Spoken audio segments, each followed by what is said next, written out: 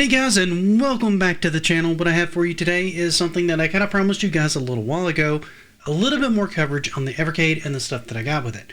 I meant to get to this a lot sooner, but then I got busy, and then I didn't have time to play the games, and it was a thing, okay?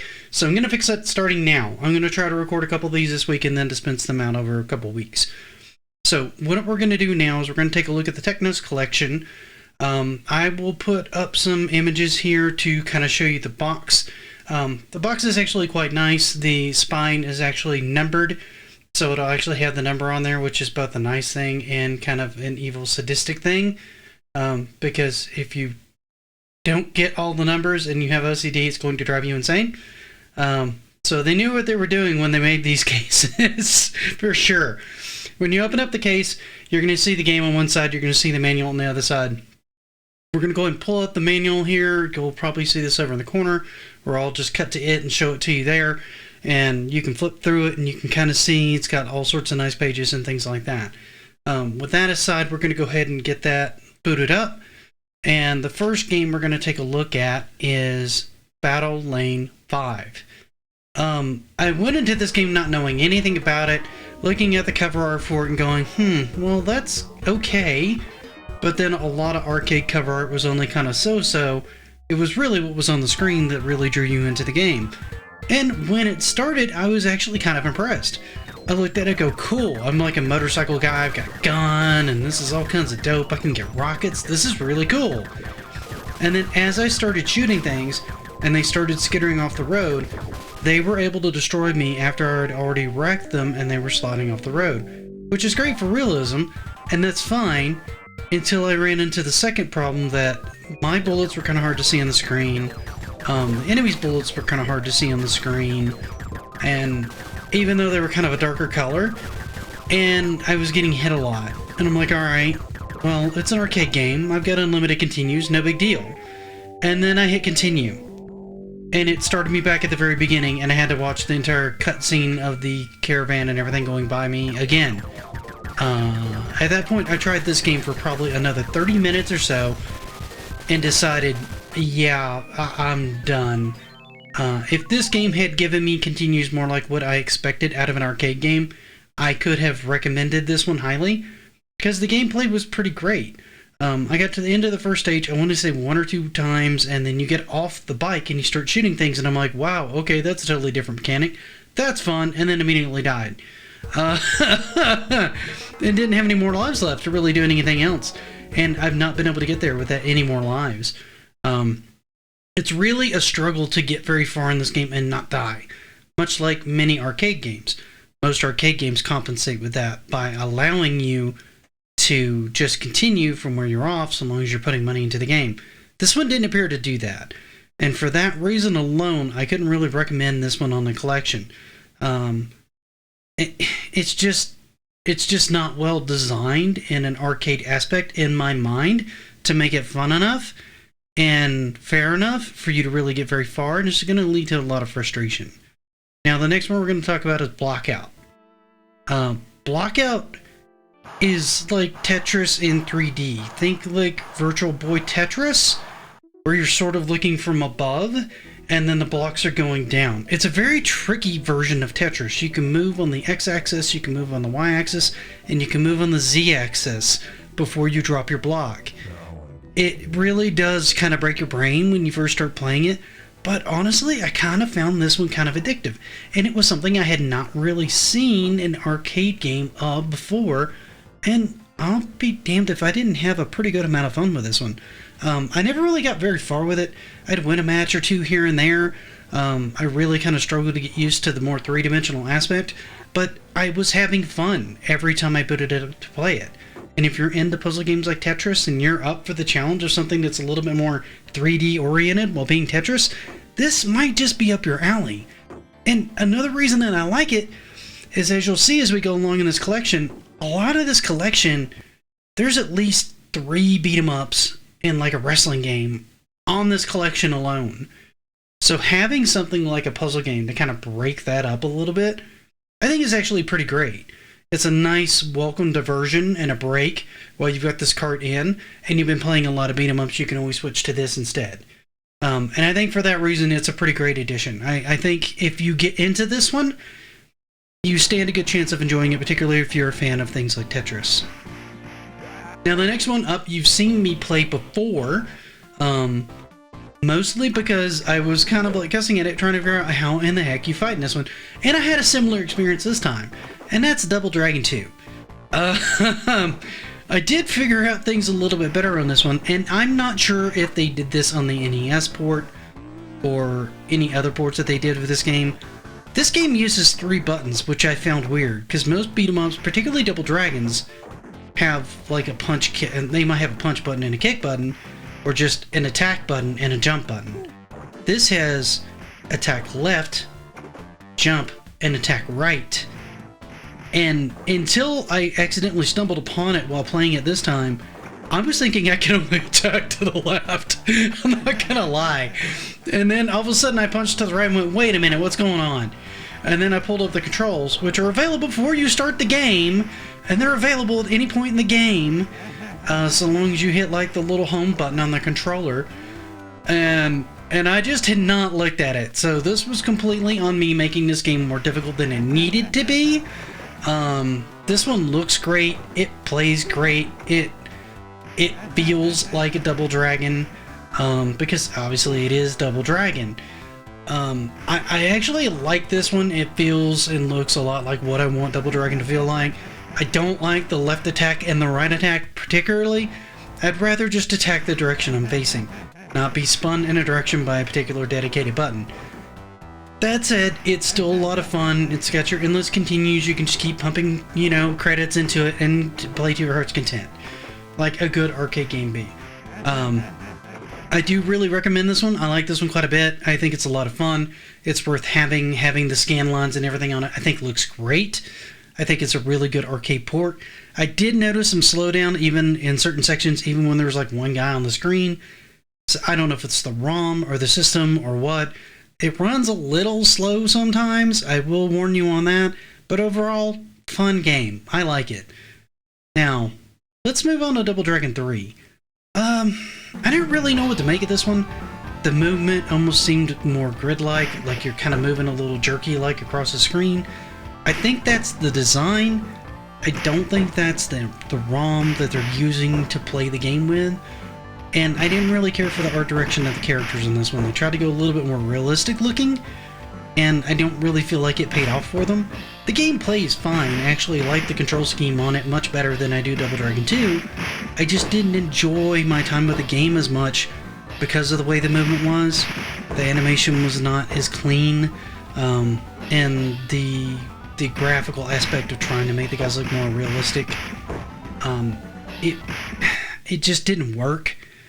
Artistically for me as well. Mechanically it plays fine, it runs just fine. I didn't really get a lot of slowdown. There were just a couple things that kept me from not liking it as well as Double Dragon 2. However, it's a really fun game in and of its own.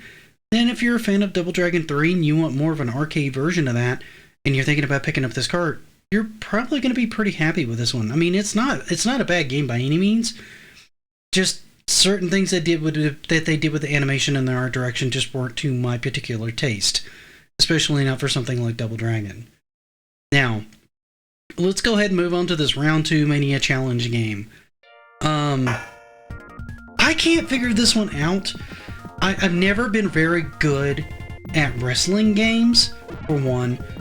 Secondly, I've always struggled a little bit with mechanics in simple wrestling games, trying to figure out what they're doing. This one was kind of similar. It was a little easier to get used to some of the moves. It was pretty easy to connect with the guy.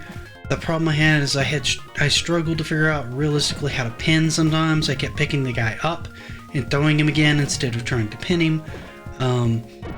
Anytime I got thrown out of the ring, I could not find a way to get back in the ring. I would press up, I would press like the kick button, the punch button, both buttons.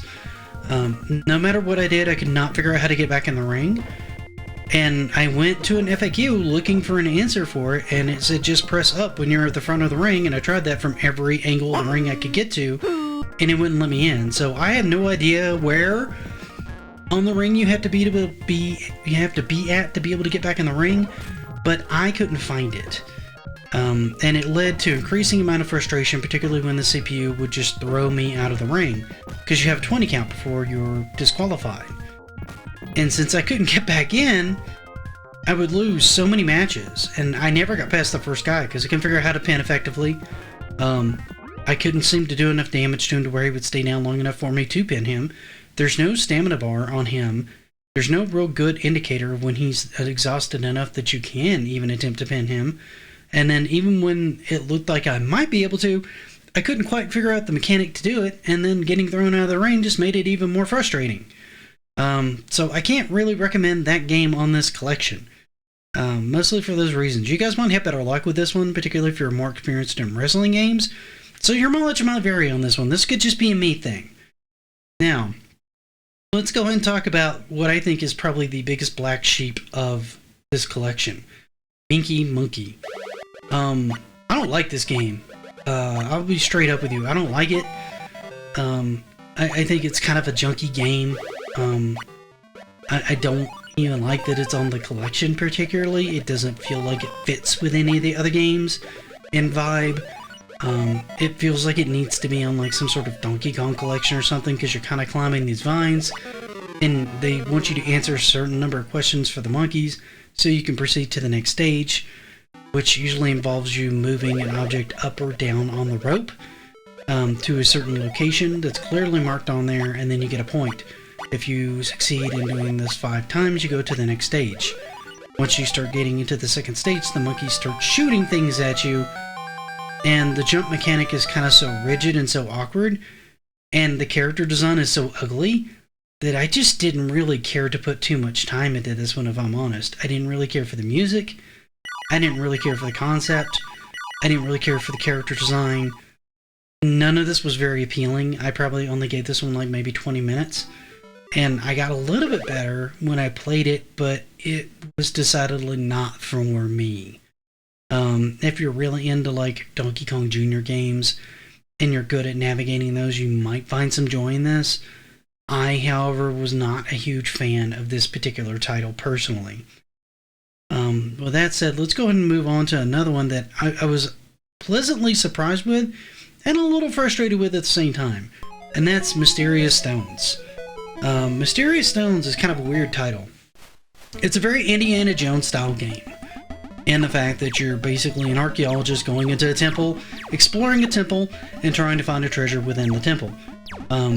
You walk into a room and you get locked into the room, and there's a bunch of enemies that will spawn, and they'll spawn for like a set number of time, and you'll just have to kill them until you can escape the room. Now, I couldn't tell if it was based off the number of enemies you killed or just time. It might just be a time thing, because there's sometimes where I killed like a ton of enemies, and then like lava would erupt and it would tell me to rush to the next room, and there would be other times where it would basically just like I would shoot things like forever, and then all of a sudden it would open up. It was just weird. I couldn't quite figure that part out. When that happens, you can navigate your way around the room to exit the area and go to the next room. The idea is to find the treasure within the temple and then return back. You're given an option of, I want to say, like 3 different treasures that you can pick up whenever you get to the end of the temple. And then you take it back, it gets appraised, you get a point value for it, and you go to your next location. I really actually kind of enjoyed this one. You have 2 methods of attack in theory. You have the kick button and you have your gun. The kick button doesn't really seem to do anything to actual enemies. I tried it a few times, and each time I did, I got killed. The gun is the most reliable way, and the gun works pretty good, except for certain instances. There's always a small, tiny, very rapidly moving enemy on the screen at almost all times. And one, they're hard to hit, even with a gun. And so I wanted to try kicking them. That doesn't work. You have to shoot them with a gun. But the problem is if you're facing either left or right and you fire the gun, it's very easy to miss them because the bullet will fly right over them. So you either have to get them stuck behind something or angle yourself around where you can face directly down or up on the screen, and your bullet is more centered and stands a better chance of actually hitting them. All the other enemies are larger and they're easier to hit with a bullet. You also seem to have this bird that's on your shoulder that will randomly dart out and stun things. I tried to find a way to control that, to use it to my advantage, and I couldn't quite figure it out. That could just be me. But I like the concept of the game, and the gameplay is fun enough that I think it's actually a pretty solid little game. And it's a neat little game that I don't think I would have found had I not gotten this collection. And that's kind of what I feel is sort of the point of the Evercade, right? You get these collections, and it's sort of like a menagerie of stuff from a developer or from a certain theme.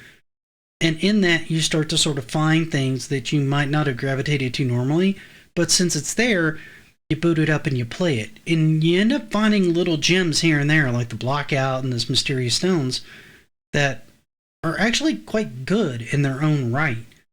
They take a little bit of getting used to, but they're neat, and they're kind of these fun little nuggets of gaming history that you get to sit down and play and enjoy. And I like it for that reason. I think it's actually a good game for that reason alone. And the gameplay's pretty solid. I'd like to see a little bit of platforming and jumping and things like that in it. I think that could have made it a little more fun. I'd rather have had like a jump button than a kick button personally, but that's just me. So now let's move on to the last game in this collection. And I cannot figure out how to pronounce this, so I'm just going to say it and hope you guys get it. Combat Tribes? I don't know. Basically, it's another beat 'em up in the style of Double Dragon. And I believe it's made by the same company. It's made by Technos, because it's the collection we're in. And when you start this one, I think each player is tied to the controller. I didn't try putting my controller in different slots to see if I got a different fighter. I always ended up in the guy in the blue jacket and the blonde hair. Every time I played it, I didn't get the option to select anybody else. I would have liked to have tried that, because it would have been neat to try the other fighters. But this game's actually pretty fun, but it's pretty brutally hard. I'm not gonna lie. This is a serious quarter muncher, guys. There's two ways, and you can just continue ad nauseum on this one. There's absolutely no problem with that. But if you dump a bunch of quarters in, or you add a bunch of credits, you can just keep hitting start, and you can keep jacking up your health. Which is how I kind of did it on this run. I would just keep pumping health for a certain amount of time until I was comfortable with it. Matter of fact, I think one of the only times I died on this run, and I completed the game on this run, was when I timed out. Like, I didn't kill everybody in the right amount of time. Because as you get deeper in the game, there's people on like roller skates that are really quick, and they're kind of hard to pin down, and they're kind of hard to keep down. And they can really eat up your time as you're going through the stage. I got a little bit better at them on this run than I did before, but I still ran out of time like one time. And this is a solid beat 'em up. I actually like this better than Double Dragon 3. And it fits great into that arcade format because you can just keep getting start and adding life. The main thing that I didn't like about this one is I thought some of the bosses could be a little on the cheap side, meaning they would have certain invulnerability frames and things like that. Certain animations were hard to dodge. Certain times they were almost impossible to get in on a hit. They were just kind of tricky to deal with at times. But once you started kind of getting a little bit better at them and got a handle on them, they were a little bit more manageable. Never really like super easy, but manageable. It was pretty easy to get yourself into some bad spots in this game. But overall, the combat, the mechanics, the throws, and some of the stuff were just fun. Like, literally, there's a couple times where he grabbed two guys and smashed their heads together, and you'd see a little spurt of blood. Or he'd grab a guy and just start pounding his head into the pavement, and you'd see little spurts of blood. And I thought those were just nice touches, and it was kind of like, wow, this is kind of brutal for an arcade game of this era. And honestly, it was fun enough that I went through and completed it. I was very happy with this one. This was probably the best gem that I saw in this one. Now, this particular game is actually on the SNES as well, I believe. It came out in the arcade, I want to say 1990 or 1989. And it came out on the SNES, I want to say 1992. So you may want to look at that and compare that, if you have that, to what you're seeing on the screen and see which one you like better. If you're thinking about either getting a Versus or like an Evercade handheld and thinking about this. But I quite liked this one. I thought it was quite a bit of fun. It was the highlight of the pack for me, and I thought that was going to be the Double Dragons. So I was happily surprised. So overall, we have 1, 2, 3, 4, 5, at least 5 of the 8 games that I would recommend. One of which is kind of on the fence, and that's the wrestling game, because if you guys could figure out the mechanics better than I could, you might find that you really enjoy that one. Because when I was in the ring and able to wrestle, I was having a good time. It's when I couldn't figure out how to pin and I couldn't figure out how to get back in the ring. That's when my frustration grew in the game, and when I couldn't get very far in that section of it. So that could have been more of a me thing. So there's potentially like 6 of these I think could possibly be good recommendations. I would not recommend Battleline 5, as cool as it looks. And I just don't like Inky Monkey. I tried it, and I just don't like it. It is not a game for me. If you guys like what you see on that one, then you might be able to add that one to it. But overall, this is a pretty solid collection. I was pretty happy to get this with my VS. This means I've got at least like 5 solid games already, and I've barely touched the surface of the 54 games that I got with the console to experiment with. So I'm looking forward to doing some more of these and digging into these and seeing which ones are good. But as always, let me know what you guys think in the comments of this collection. Which ones do you like? Which ones do you not like? Which ones would you like to maybe see more of? Do you want to see a stream or anything like that of any of these? And if you would, hit the like button, hit the subscribe button if you already haven't. And until next time, happy gaming!